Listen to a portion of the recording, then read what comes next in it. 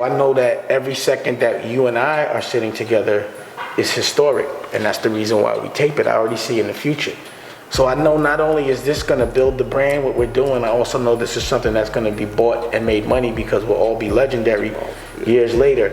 It's like sitting in a room with Jimi Hendrix and David Bowie and Michael Jackson before they hit. And I love those documentaries where you see people like, there's one on Ron Isley, how they had Jimi Hendrix and the Isley Brothers. That's where he started with them as well as so you got to pick. Yeah. I got Wiz Khalifa before. Currency, Jay Electronica. Jay, you got Jay and the Black Keys, Styley. Right. I have all of these things that people haven't seen, from the essence, from the beginning. It's like when the prices are low, you buy a lot of work and you put some of it up. Yeah. You sell what you need to sell, then you put it up. And then when the prices go up, then that's when you bring the work back out. There you go. So that's basically my principles in that respect. And then it's also about building catalog because you can leverage catalog. So if you have a lot of content that makes consistent money, let's say from licensing you might make $1 million a year, then you could get a loan against that $1 million a year. That's leverage. That's what they do. Right. That's how Michael Jackson survived. He had the Beatles. He bought the Beatles catalog because it generated $20 million or $25 million a year, so he would just get loans against that to pay his bills. Yeah. And the bank will give it because they always know they could just collect it from that. I know they hated that. Instant collateral. Yeah. I mean, they don't mind. They get their bread. That's how the economy cracks when money has no value. That's what runs the economy is just selling debt. And once debt has no value, you can't sell it no more, and that's when the economy goes down. Yeah. You know what I'm saying? And it's about to be another one next year. I think it's not gonna be so nice outside. You see how it's like funny now? I think it's gonna get crazy. Another one's coming around. It's about that time. Recession. Just mark my words. Remember I said that. Recession. A year. About a year. It might not, but that's what it's looking like. Yeah. Anyway, so is any questions before we wrap up? Any questions? Anybody? Yeah. Any questions? Not yet. Probably like 1,000. How many people on there? That's mine? Yeah. 184. Right now? What was the largest? Oh, wait, we still live, bro. Yo, we still live. Oh, we still? Yeah, you didn't Oh, you didn't stop it? No, that's why I was asking if there's any questions. Jesus Christ. You know what I'm saying? And mine went dead. My phone went dead. Hey, you're about 12. You're about 12. But anyway.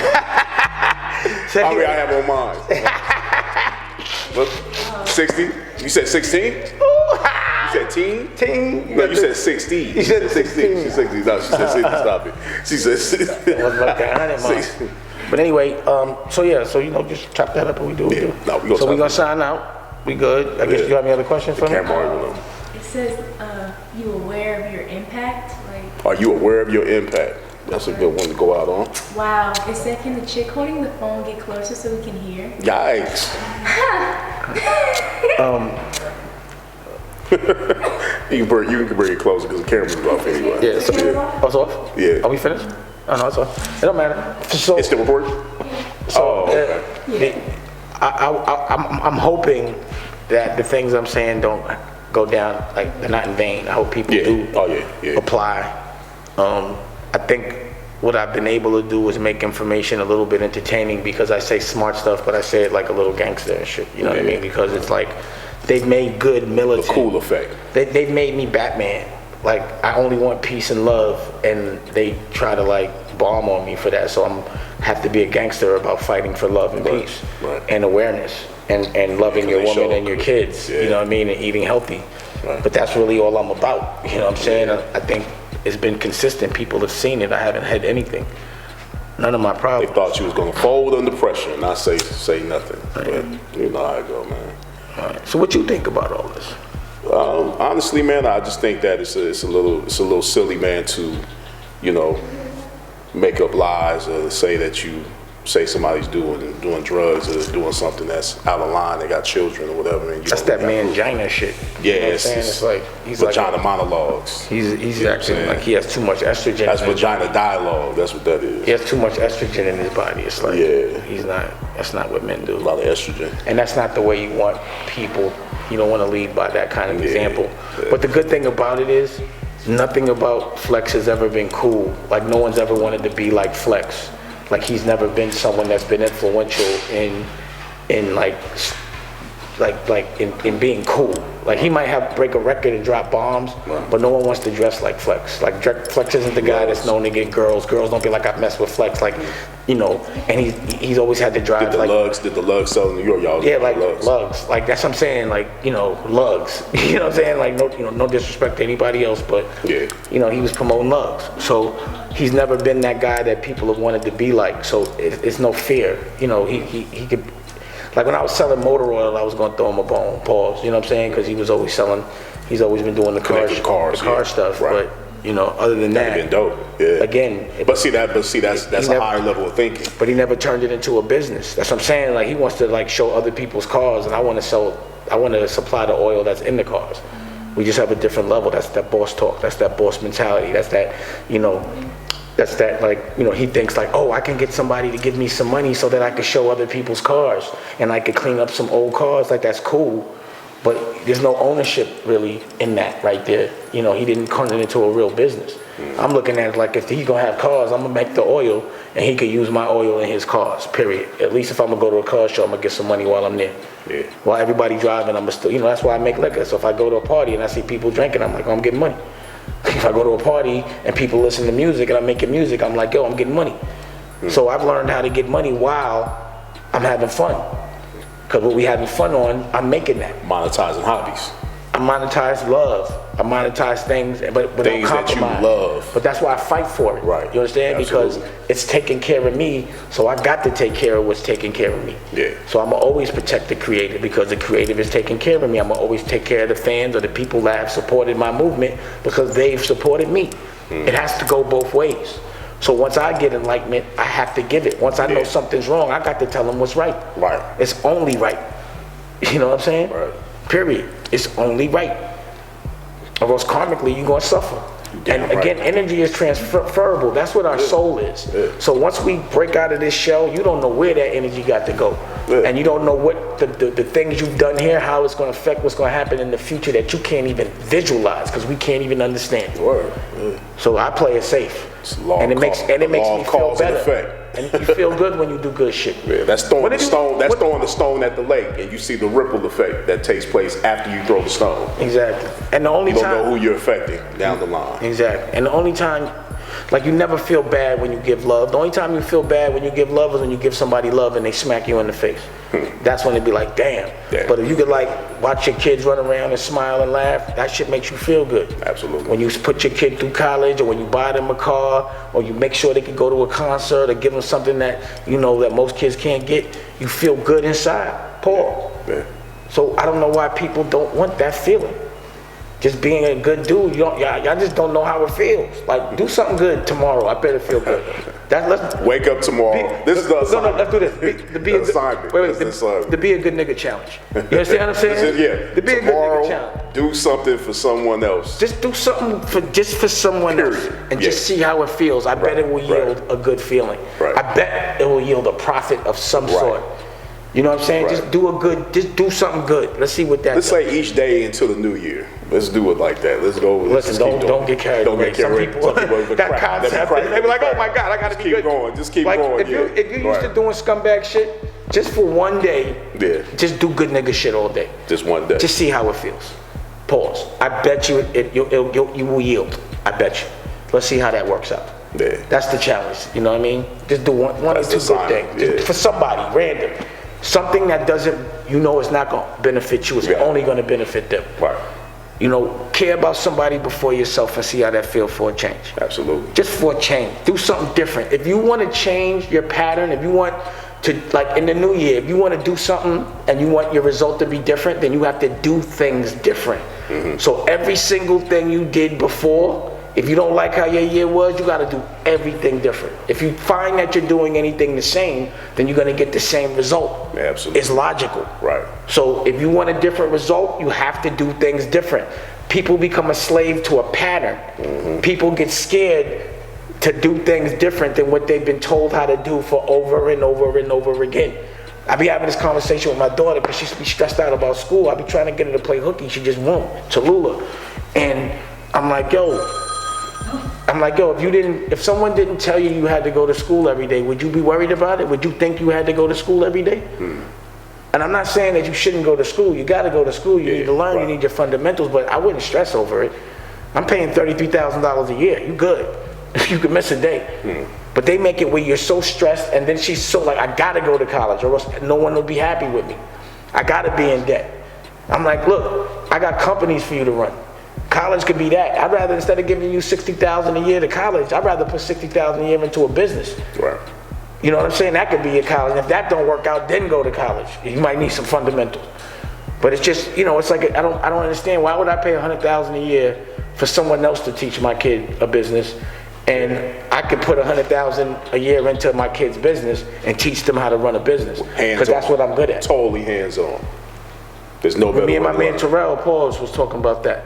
You know, he was saying that's what I would do too. Actually, he was saying it, and I always thought like that. So I really feel like people are a slave to pattern, and they're scared. And they do what other people think are right because other people have been a slave to a pattern. But when they become a slave to the pattern, they don't feel good. So it's like, yo, if you're doing something the way everyone else was doing it and everyone said it was good, why are you unhappy? Then that means do it different. But I'm happy, and I've done things with I have no pattern. Everything, the way I've done things, I don't think people have done it. I haven't seen it done before, and I'm happy, and it's worked out. That's the main thing. You put love in, because you put love in front of you. Well, I'm doing it for love, and once I put my kid first, like meaning the business had the architect around my child's schedule, everything started kicking off better. Everything, life became great. So it's all about love. You see, you got hit by Motivation Kids. With that working on that book. Working on that book. When you get hungry, don't try to bite that apple. Oh, hey. You put applesauce in there. So when you get hungry, scratch and sniff. Scratch and sniff. I might make it scratch and sniff. We put the apple fragrance in there. Put cinnamon on it. So exactly. What's happening? This is the big homie Kenyatta. Make sure you like, comment, and subscribe to our YouTube page. And if you haven't already, hit the notification so you can get an alert each and every time our hip-hop motivation videos come up. And also, thank you for your support. Peace and blessings.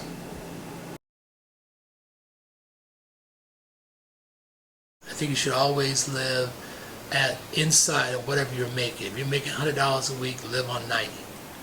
If you're making $100,000 a week, live on 90,000.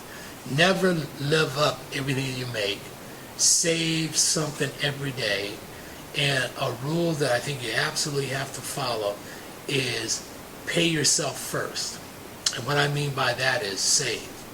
Because everything you're paying to somebody else, you ain't paying yourself. You know, it's like being a slave to the TV, the stove, the apartment building, everything else. If you don't want to be a slave, you have to pay yourself first. And that means that every paycheck, every time you get some money, you put some money aside for yourself. And if you have to struggle and don't pay some of your bills on time, that's okay, because you paid yourself. If you're paying everything to everybody else, you're just sharecropping. Just a higher form of sharecropping. You're really working for somebody else.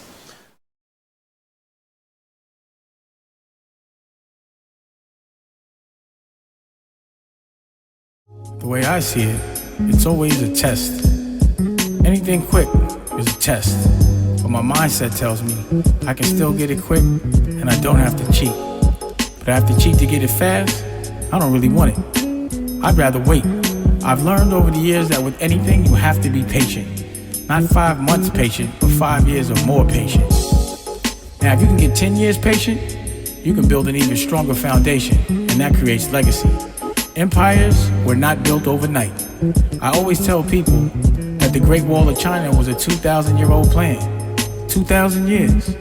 Think about how many lifetimes that is on one plan, getting people to move similarly with the same exact agenda for lifetimes, for generations. That's crazy. You have to be patient when you want to do something significant, no matter what it is. And a lot of times that means not reaping the benefits of your goal immediately. And that's the test.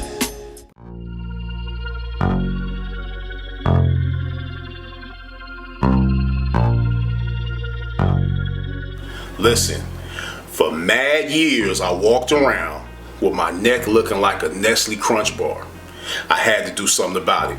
What I found is that a razor bump is nothing but an ingrown hair that curls into the skin and causes the skin to become enlarged or inflamed, making it look like a bump.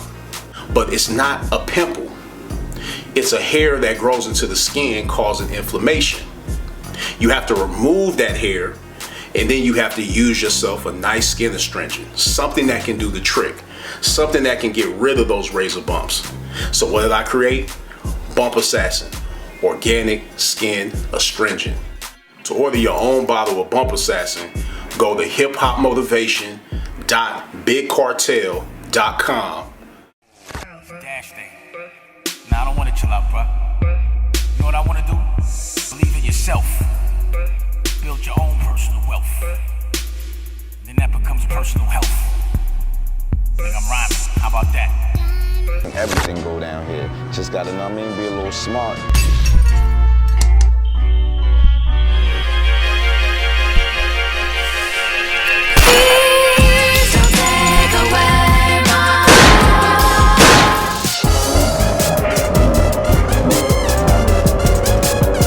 I see you grooving right now. I was in my groove. Yeah.